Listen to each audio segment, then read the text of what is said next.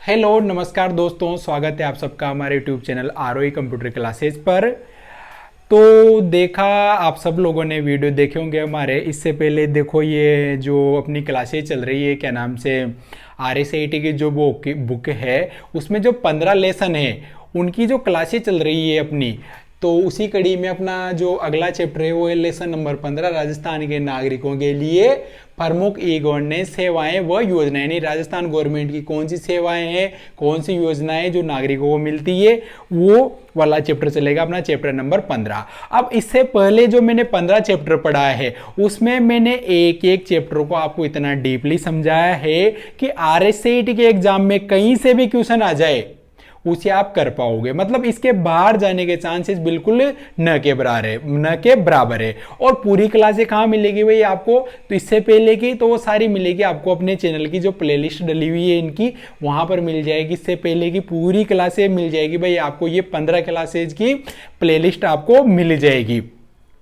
इसके अलावा देखो एक चीज और है कि आप सबके लिए पूरी 15 चैप्टर की एक क्लास भी अलग से डली हुई है, वो भी पूरी एक ही क्लास में पूरे 15 चैप्टर है। बाकी बच्चों की डिमांड थी कि सर आप एक एक चैप्टर को लेकर आओ और ज्यादा डीपली पढ़ाओ हमें, तो फिर उसी के अनुरूप अपनी ये क्लासें चली है भाई। और आप सब देख लेना, एक एक चीज को समझ लेना, हर लेसन को मैंने डीपली पढ़ा रखा है भाई। इसके बाहर जाने का चांसेस तो बिल्कुल पैदा ही नहीं होता है। और जो आरओई कंप्यूटर क्लासेस के से पढ़ लिया, जिसने ये पूरी क्लासेस देख ली, वो RSAT में तो टॉप करेगा ही करेगा भाई, उसे टॉप करने से कोई नहीं रोक सकता जिसने ये पूरी क्लासेस देखी है। लेकिन अगर वो कंपटीशन की तैयारी कर रहा है कोई से भी एग्जाम की, उसमें RSAT में तो मतलब काम आएगी सही, लेकिन किसी कंपटीशन की तैयारी कर रहा है, चाहे वो कांस्टेबल हो, चाहे CAT हो, या ऐसा कोई सा भी एग्जाम हो, राजस्थान लेवल का हो चाहे सेंट्रल लेवल का हो, उसमें कंप्यूटर का पोर्शन आता है।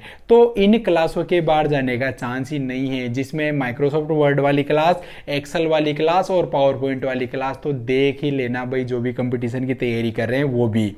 RSAT वाले तो पढ़ेंगे ही सही भाई सारी क्लासेस। तो शुरू करते हैं अपना लेसन नंबर 15, राजस्थान के नागरिकों के लिए ई गवर्नेंस सेवाएं व योजनाएं। तो कौन कौन सी ई गवर्नेंस की सेवाएं हैं भाई आप सबके लिए, तो देखो इसमें G2C एक तो है भाई, G2C है, और G2C के अलावा G2B, G2C, G2B और G2E, G2E और G2G। अब इनका मतलब क्या होता है, तो G2G का मतलब हुआ गवर्नमेंट टू कंज्यूमर, यानी गवर्नमेंट की सेवाएं किसे मिले, ग्राहकों को। कंज्यूमर भी हो सकता है, या फिर कंज्यूमर से अच्छा है कि कंज्यूमर तो आप लोगों के क्या नाम से शॉपिंग वगैरह में होता है, तो आप इसकी जगह लिखो भाई सिटीजन, नागरिक। ठीक है, क्या लिखोगे, सिटीजन, नागरिक। फिर उसके बाद है G2B, यानी गवर्नमेंट टू बिजनेस, यानी गवर्नमेंट की सेवाएं किसे मिलती है, बिजनेस वालों को भी मिलती है।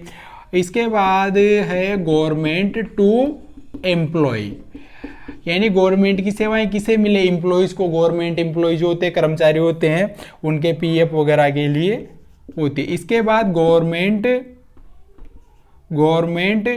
टू गवर्नमेंट टू गवर्नमेंट, यानी जो सरकारी जो विभाग होते हैं वो भी एक दूसरे से कनेक्ट होते हैं, जुड़े हुए होते हैं। तो देखो G2C, गवर्नमेंट की सेवाएं किसे मिले, नागरिकों को, जैसे अपन को मिलती है बहुत सारी सेवाएं गवर्नमेंट की। और राजस्थान में तो ज्यादातर सेवाएं कैसी हो चुकी है, ऑनलाइन है भाई, सारी गवर्नमेंट की है। G2B गवर्नमेंट टू बिजनेस, यानी बिजनेस वालों को भी गवर्नमेंट की जो सेवाएं होती है वो भी ऑनलाइन माध्यम से मिलती है। इसके अलावा गवर्नमेंट टू एम्प्लॉय, यानी गवर्नमेंट की सेवाएं एम्प्लॉइयों को, कर्मचारियों को भी मिलती है। PF, EPIF जो भी होता है, उनका बहुत सारे काम होते हैं, वो सारे इनमें होते हैं। इसके अलावा G2G, गवर्नमेंट टू गवर्नमेंट, तो गवर्नमेंट के भी डिपार्टमेंट एक दूसरे से कनेक्ट होते हैं भाई। तो ये सारे हैं। और राजस्थान में तो सबसे ज्यादा, अगर पूरे इंडिया की बात करी जाए तो अगर सबसे ज्यादा डिजिटल कोई स्टेट है तो राजस्थान है भाई। सबसे ज्यादा डिजिटल स्टेट कोई सा भी है गवर्नमेंट के माध्यम से तो वो है राजस्थान। इसके बराबर डिजिटल और कोई सा भी स्टेट नहीं है भाई, जितना राजस्थान में है सारा काम। अब इसी कड़ी में देखो बहुत सारी सेवाएं हैं इसकी। तो एक तो राजमेघ है भाई। कौन सी सेवाएं हैं? राजमेघ। राजमेघ। तो राजमेघ क्या है भाई? ये है क्लाउड स्टोरेज। कौन सी है? क्लाउड स्टोरेज बेस्ड सर्विस, यानी क्लाउड बेस्ड स्टोरेज सर्विस। यानी क्लाउड बेस्ड स्टोरेज क्या है कि देखो इसमें दो चीजें, एक तो सास और एक पास, SAAS और PAAS। तो इस सास को तो क्या बोलते हैं? Software as a service. क्या बोलते हैं इसे? तो सॉफ्टवेयर एज ए सर्विस। और पास को क्या बोलते हैं? Platform as a service.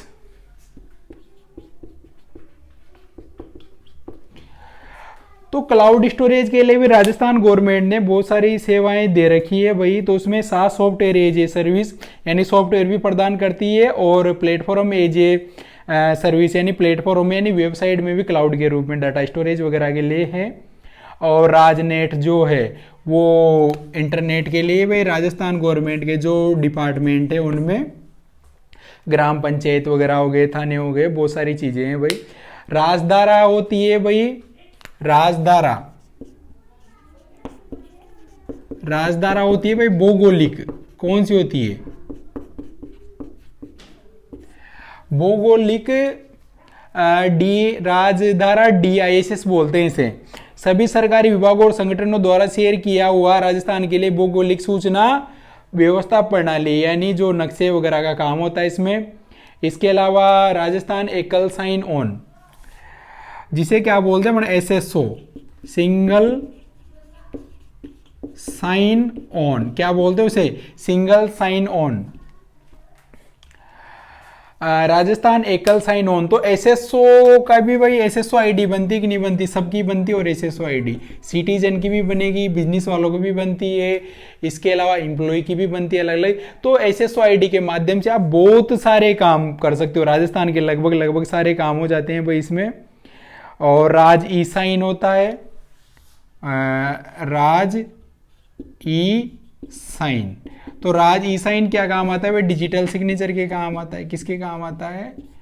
Digital signature. तो राजस्थान में जितने भी डॉक्यूमेंट होते हैं कैसे होते हैं? डिजिटली वेरीफाइड होते हैं, ऐसे ही साइन होता है भाई। और इसके अलावा राज ई ओल्ट, तो ये क्या काम आता है? ये काम आता है डॉक्यूमेंट स्टोरेज, यानी आप अपने डॉक्यूमेंट का स्टोर कर सकते हो। आपकी जो भी 10, 12 की मार्कशीट या जो भी डाटा है आपका मार्कशीट से संबंधित डॉक्यूमेंट का, वो आप इस पर रख सकते हो भाई। अब इसके बाद देखो राजस्थान जन आधार। कौन सी सेवा है? राजस्थान जन आधार। जन आधार। अब जन आधार कार्ड जो होता है राजस्थान में बढ़ता है, तो इसमें जो नंबर होते हैं कितने डिजिट की होती है उसे बोलते हैं परिवार पहचान संख्या। तो परिवार पहचान संख्या कितने डिजिट की होती है भाई? 10 डिजिट की होती है। इसमें मुखिया कौन होता है जन आधार कार्ड में? होती है वरिष्ठ महिला। घर की जो भी महिला है वो मुखिया होगी, और किसी परिवार में मुखिया नहीं है तो मतलब महिला नहीं है तो भी पुरुष भी हो सकता है भाई 18 साल से ऊपर के। अब राजस्थान में जो जन आधार योजना है इसका लक्ष्य क्या है?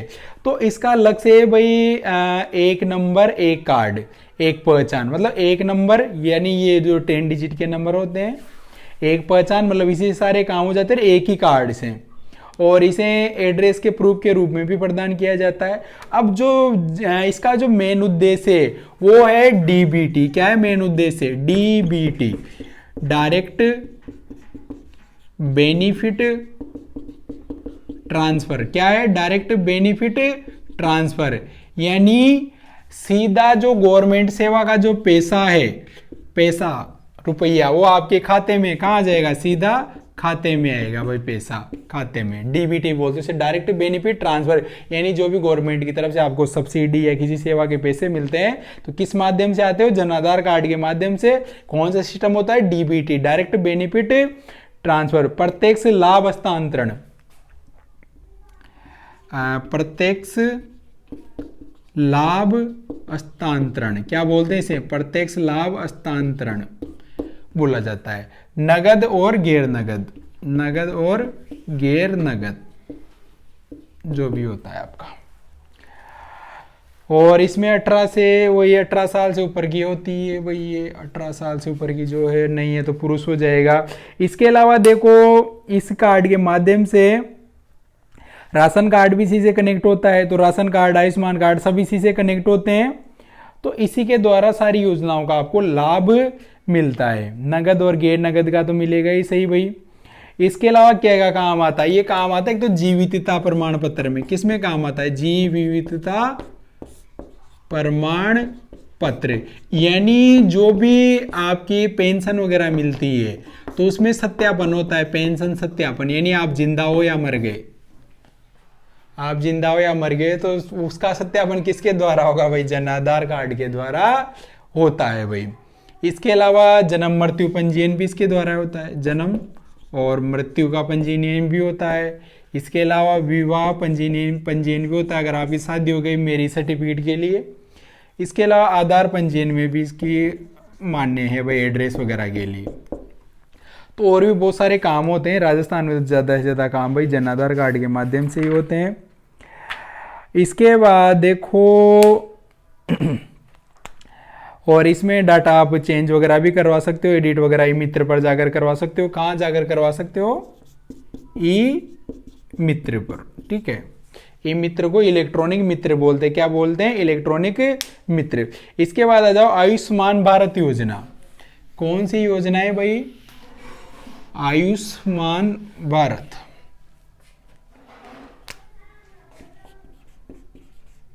आयुष्मान भारत योजना। अब इसमें होता है आपका क्या, इलाज, इलाज कैसे, फ्री। अब फ्री कहाँ तक होता है, तो फ्री होता है भाई 5 लाख तक का, 5 लाख तक का क्या होता है, मुफ्त में इलाज होता है भाई, मुफ्त में इलाज होता है आपका 5 लाख तक का। आयुष्मान भारत राष्ट्रीय स्वास्थ्य सुरक्षा योजना है जो 10 करोड़ से अधिक गरीब और कमजोर परिवारों को कवर करेगी, प्रतिवर्ष 5 लाख रुपए तक का, यानी एक साल में 5 लाख रुपए तक का इलाज करवा सकते हो भाई आप इसमें। और इसमें RSBY राष्ट्रीय स्वास्थ्य बीमा योजना शामिल की गई है, और एजेंसी वगैरह है तो ये तो आएगा नहीं। और अच्छा, इसमें इलाज प्राइवेट हॉस्पिटल में भी होता है। अब इलाज में देखो 2 चीज़ होती है, तो एक तो होता है IPD, एक होता है OPD। तो IPD को तो बोलते हैं इंटरनल पेशेंट डिपार्टमेंट, आंतरिक रोगी विभाग, और OPD को बोलते हैं आउटडोर पेशेंट डिपार्टमेंट। तो IPD में तो कौन से रोगी होते हैं, जो हॉस्पिटल में क्या होते हैं, भर्ती, तो भर्ती वाले रोगियों का भाई फ्री में इलाज होता है। बाकी OPD में आपको OPD में तो केवल आपको दिखाकर वापस आ जाना है भाई, डॉक्टर को आपको भर्ती नहीं करेंगे, यानी दिखाकर दवाई गोलियां फ्री में मुफ्त में लेकर आ जाओ आप, वो है। इसके बाद SSO दे रखी है भाई, तो SSO क्या बोलते हैं इसे, सिंगल साइन ऑन। तो SSO में किन किन की बनती है SSO, एक तो सिटीजन नागरिकों की बन जाएगी, एम्प्लॉय की बनेगी, और एक बनती है उद्योग की यानी बिजनेस की,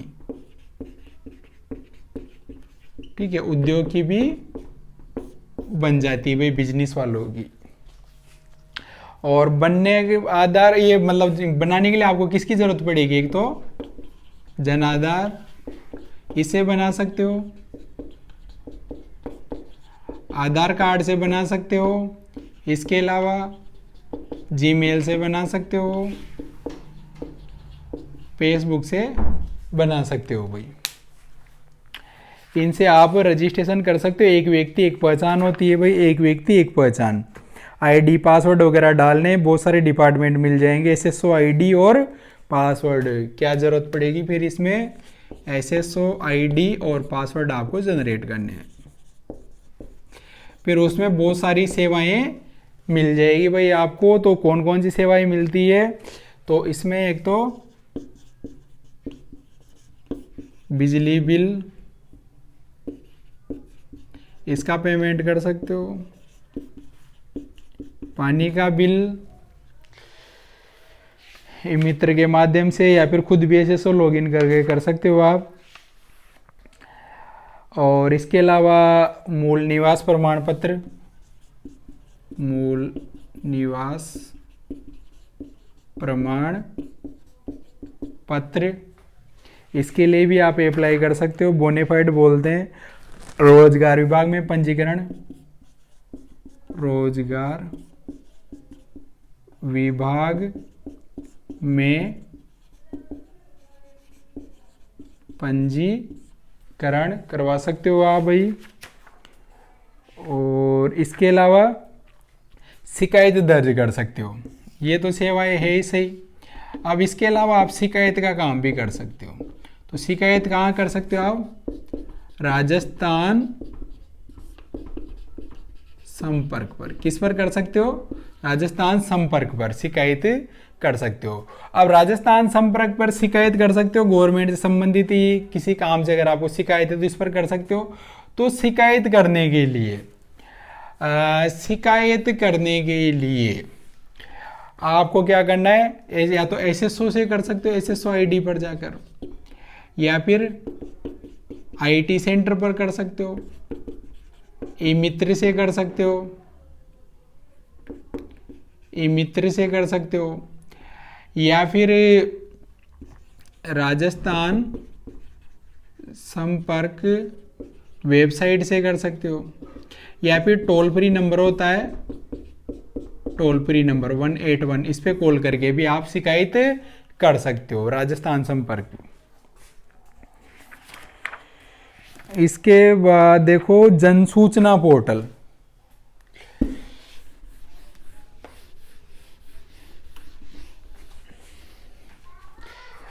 जन सूचना पोर्टल,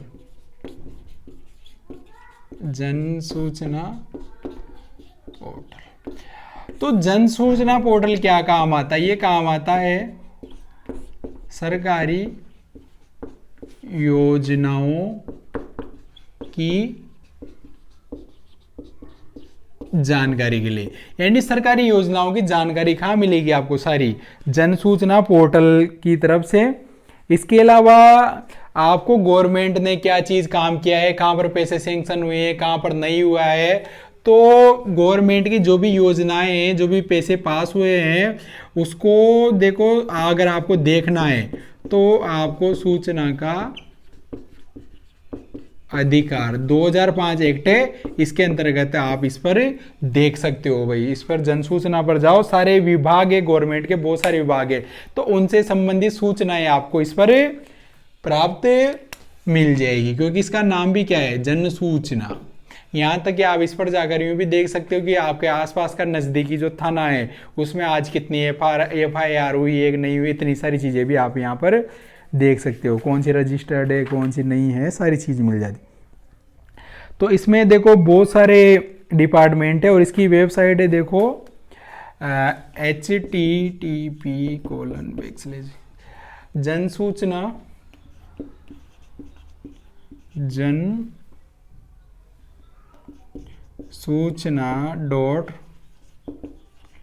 .rajasthan.gov.in, ये इसकी वेबसाइट है भाई। इसके अलावा देखो एक चीज़ है लेकिन उसका क्वेश्चन आता रहता है, लेकिन सिलेबस में से हटा दिया गया है, वो है भाई आपका EPDS। क्या है EPDS? दे नहीं रखा है, फिर भी बता देता हूँ क्योंकि क्वेश्चन आता है इसका। तो EPDS को क्या बोलते हैं? इसे बोलते हैं इलेक्ट्रॉनिक पब्लिक डिस्ट्रीब्यूशन सिस्टम, सार्वजनिक वितरण प्रणाली। क्या बोलते हैं? सार्वजनिक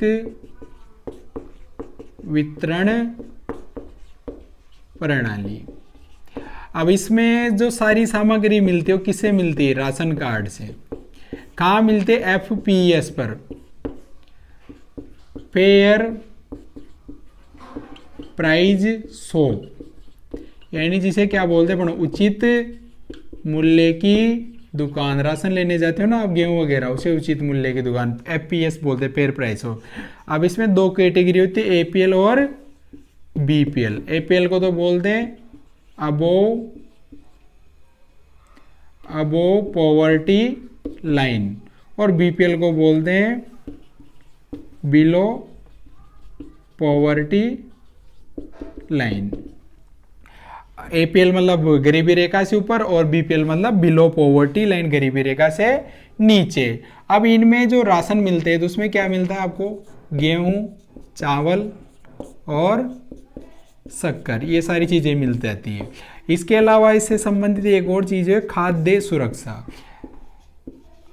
जिसे अपन क्या बोलते हैं? NFSA, national food security act. यानी इसमें जो भी जुड़े हुए हैं उनका इलाज भी फ्री में हो जाता है भाई आयुष्मान भारत योजना में।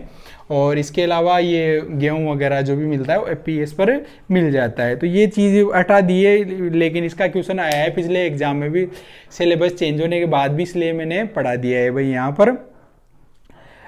तो जो जहाँ से क्वेश्चन आ सकते थे मैंने सारी चीज़ बता दी आपको। और देखो इसमें से जहाँ से भी आ सकते थे मैंने सारी चीज़ें आपको करवा दी है।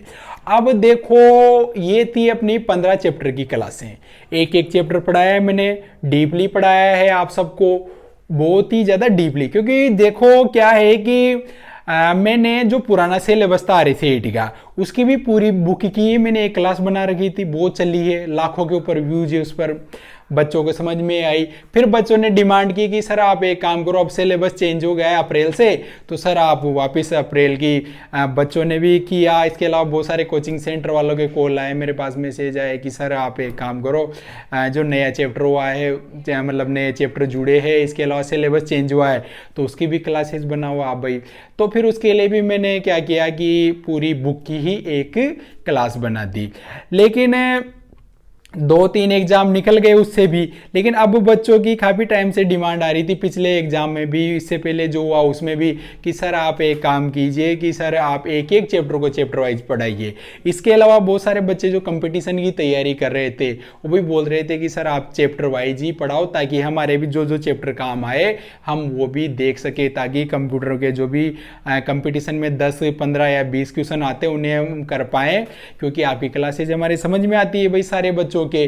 तो उसके अनुरूप ही मैंने क्या किया कि अब एक एक चैप्टर को आपको डीपली पढ़ाया है, ताकि जो RSAT का एग्जाम हो उसमें जो ROE कंप्यूटर क्लासेस में पढ़ने वाले बच्चे, यूट्यूब चैनल से पढ़ने वाले जो भी हमसे कनेक्ट बच्चे हैं, और जहां तक आप हमारी क्लासों को पहुंचाओगे भाई, आपके ऊपर भी बहुत सारी चीज डिपेंड है।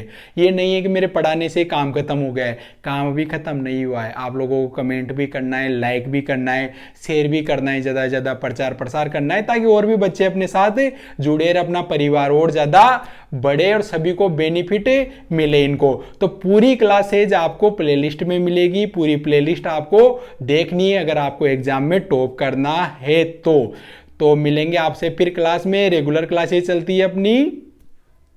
तो भाई आप सबके लिए ये क्लासेस तो इंपॉर्टेंट है ही सही, पूरी वाली पूरी देखो तो पूरी, बाकी ये 15 जो मैंने एक एक और ज़्यादा डीपली समझाई ये तो देखनी है। लेकिन एग्जाम टाइम अपनी पूरी क्लासेस चलती है, सुबह भी रेगुलर क्लास चलती है, शाम को भी रेगुलर क्लास चलती है, और कंटिन्यू महा मैराथन क्लासेस चलती है अपनी, मैराथन महा मैराथन छोटी वोटी मतलब हर प्रकार की क्लासेस चलती है अपनी।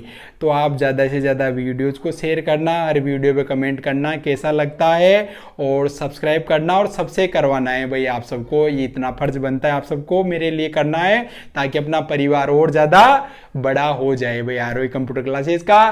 तो मिलेंगे आपसे अगली क्लासेज में फिर, तब तक के लिए राम राम सभी को भाई।